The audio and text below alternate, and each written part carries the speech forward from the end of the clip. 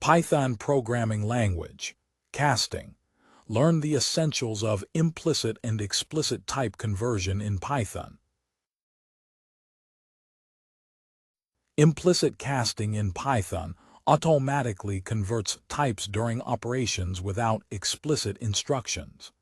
It occurs in mixed type expressions to ensure seamless arithmetic operations. Explicit casting involves using functions like int, float, and string to convert data types manually.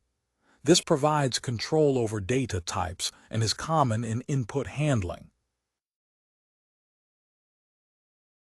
Understanding type compatibility is crucial as not all types can be converted without data loss.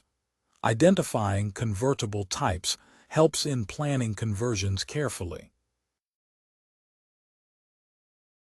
Casting is necessary for calculations and data formatting.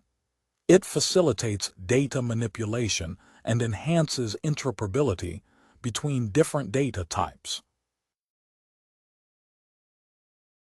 Handling casting errors involves managing exceptions from invalid casting attempts using try-except blocks. This prevents program crashes and ensures robust code execution. Thank you for your time.